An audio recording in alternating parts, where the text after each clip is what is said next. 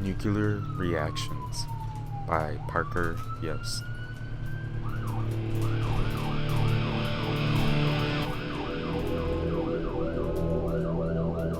Never has Mother Nature seen the will of mankind split atoms into sheer power, or use it for destruction and utter catastrophe.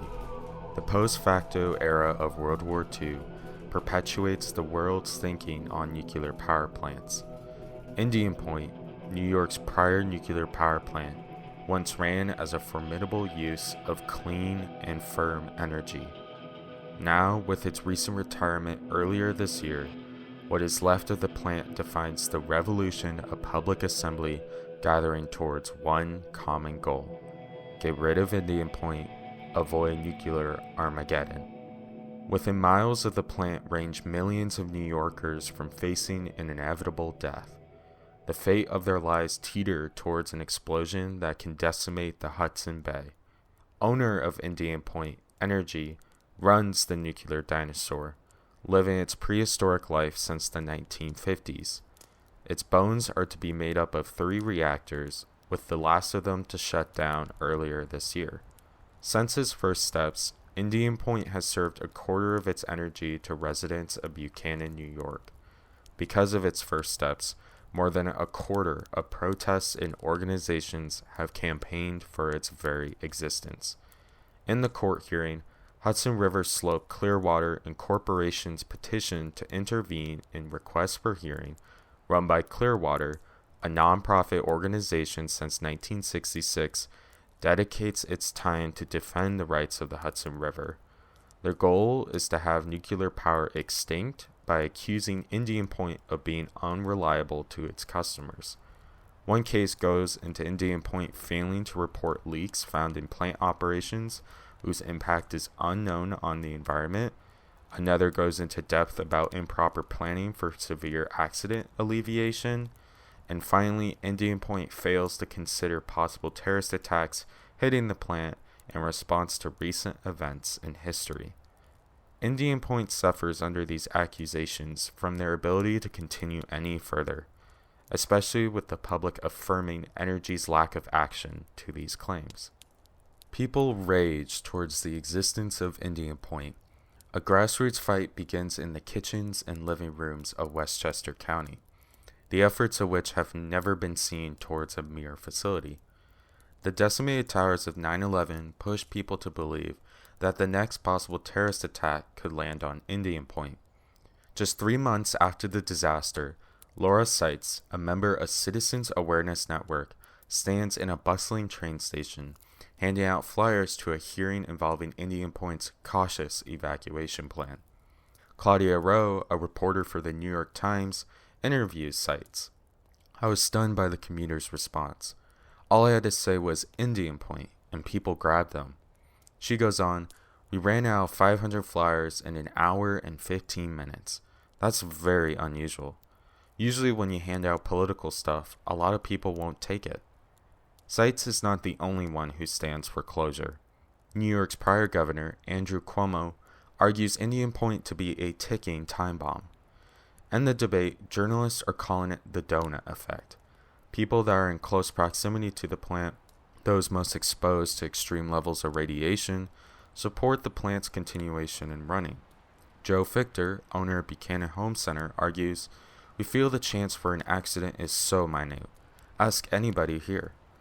Other residents agree with Fichter, imploring Indian Point as a successful hub of economic growth and community funding.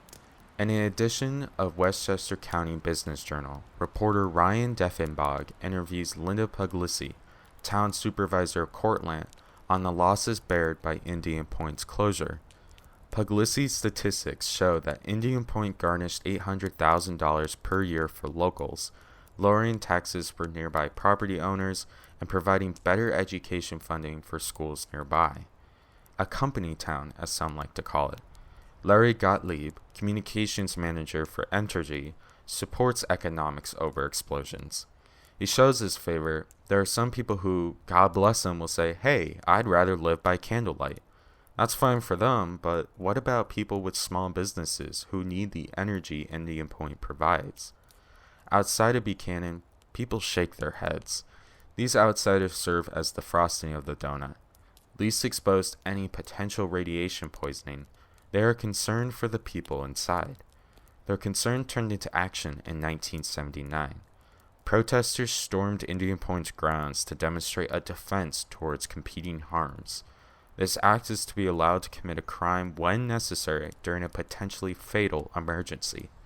Several of the protesters charged with trespassing hired defense attorney Coney Hogarth, a board member of the Sound and Hudson Against Atomic Development, to speak for their actions. Hogarth explains, "Firemen will go through a red light to get to a fire, which is in essence a violation of the law. But the law maintains that their going through a red light is a lesser harm when lives may be at stake. We say that our trespassing at Indian Point is a lesser harm when considered against the dangers of nuclear power." Former New York Governor Eliot Spitzer supports the trespassers' views in a brief statement that Energy's relicensing application did not address a number of critical issues and should not be granted in present form. From 2007 to 2016, Energy signed an agreement with the company Spectra on expanding oil pipelines towards their nuclear facility. 9 activists sought to end the project by barring themselves against the construction entry zone. Their lawyer Martin R. Stoller defends they felt it was their obligation to stop the construction of what they believe is an extraordinarily dangerous venture. The pipeline built near Indian Point left skeptics to believe rupture could unleash a nuclear catastrophe. The years between 1979 to 2016 go in and between with waves of protests against the continuation of operating Indian Point any further, concluding that nobody wants Indian Point to blow up in their faces. Indian Point frequently went offline due to a severity of outdated processes, of the likes to which cause repercussions towards the environment. With the Hudson River parked by, Indian Point used its currents to cool the reactors inside. In the article Wrong Answer at Indian Point, the New York Times reports that in order to keep Indian Point cool, 2.5 billion gallons of river water is sucked in every day. Amidst the water, small species of wildlife are sucked in past the filtration, resulting in billions of lifeless fish, larvae, and eggs each year. James Steets, a spokesperson for the plant, demonstrates that not all is lost within cooling. Matthew L. Wald, reporting inside plant operations, observed Steets. He opened a hatch on a white fiberglass chute that slightly resembled a water slide at a theme park. Inside, swimming vigorously upstream, was a dark fish about the size of a little finger that had been caught on the screen and rinsed off. The tiniest of things are still potentially saved by the screening that is in place. However, not all is fine and dandy when the water pumped out of the plant re-enters the mainstream. The process of cooling goes like this. The water enters in a box-like boiler generating steam, powering a turbine. The turbine rotates like a fan, cooling the reactor above through a process of condensation. What is left of the exhaust is flowed out of the box, through a canal, and eventually back into the river, its temperature at this time of year about 15 degrees higher than when it first entered. Poor oxidation, a result from Indian Point's output, traps fish under the waves, leaving less oxygen for them to breathe. To remedy this, the state proposes Indian Point to build cooling towers that would recirculate the water instead of pumping it from the Hudson. Energy contradicts these plans, arguing the cooling towers would pump tons of pollution into the air of New York's northern suburbs, and that Westchester County already fails to meet national air quality standards for particulates. Bureaucracy went out of this with better screening put in place. More is to be said when their waters became murkier with an oil explosion in 2015. Colin Wilson, a reporter in Westchester County, reports, on May 9th, an electric transformer failed and ruptured, causing 2 fires and leaking oil into the Hudson River. The blast significantly damaged onboard processes and caused Indian Point to go offline, subsequently damaging the reputation of those most valor to be in dismay. Cuomo addresses the shock. A transformer fire in and of itself was not dangerous, but the fear is always that one situation is going to trigger another. The Lucid oil discharged an unknown amount in the Hudson, with Jerry Nappy, an owner of Indian Point, finding little to no evidence of any impact on the environment. As for the fires, the emergency sprinkler system kicked in, co-mixing water and the charred remains of that transformer to overflow a holding tank below ground, the remnants of which also flowed into the river. While heated, diluted oil river water does not sound an issue to humans, it is an issue for marine wildlife. Organizations like Clearwater and Riverkeeper value the Hudson River to have its own rights, while Indian Point continues forth with its destruction. Constant protests and faulty processes led the 20-year renewal to be off the table for Entergy. The renewal was meant for the facility to continue after the last of them expired in 2015. However, multiple government officials interfere with negotiations to continue any further. State News Service covers the efforts made by Cuomo with his firm response: it does not belong on the Hudson River and in close proximity to the most densely populated area in the country. Mentioning Clearwater and Riverkeeper briefly is an oversight to what these two organizations stand by.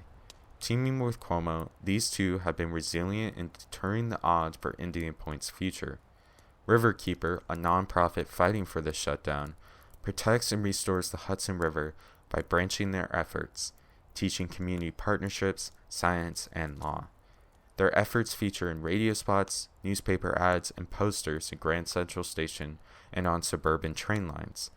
Some of the ads voice over, "Call New York Governor Patiki and tell him this is one nightmare we don't have to live with." Of the obscenities made to Indian Point, outside parties rallied the action.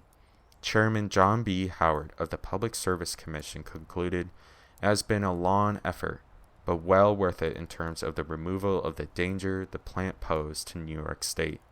The future of once was Indian Point substitutes the safer energy alternatives. After all, it is what Clearwater accuses Indian Point for lacking earlier. The now atomic waste is being replaced by the power of the sun. New York plans to continue its nation-leading renewable energy build-out, comprised of nearly 100 large-scale solar, land-based wind, and offshore wind projects. There is no more of a need to run away from solar panels and wind turbines, or any doubt to result from inadequate evacuation plans. Visual evidence from the documentary Nuclear Aftershocks captures correspondent Miles O'Brien driving on the proposed evacuation plan for Indian Point. O'Brien laughs behind the wheel. "This is the evacuation plan. It says it all. It's hard to imagine this to stand the test of a real emergency. Cars are packed bumper to bumper, honking at one another on one-way streets. Residents who have lived their entire lives near Indian Point also agree. Sal Shavavo, long-term resident in Buchanan, comments, "As far as the evacuation plan goes, that's a joke. I'd be better off staying in my room and pulling down the shades." The donut effect has no bounds on the general consensus of perpetual escape. Based upon footage showing the scarcity of real survival, Indian Point never stood a chance of running. Safer, cleaner energy does. Indian Point serves as a modern example of a trend pushed by the post-facto era of World War II. The nuclear reactions made by anti-nuclear organizations unite towards fighting for a safer future for generations to come. While nuclear energy is clean, it certainly is not safe. Accidents made by Indian Point leave a damaging remark on the aquatic life it surrounds. The public's fear overcame any knowledge of Indian Point being safe. Quite the opposite, in fact, as Indian Point did not serve fully to the community's well-being. The public assembling riddens the future of Indian Point, avoiding nuclear Armageddon altogether.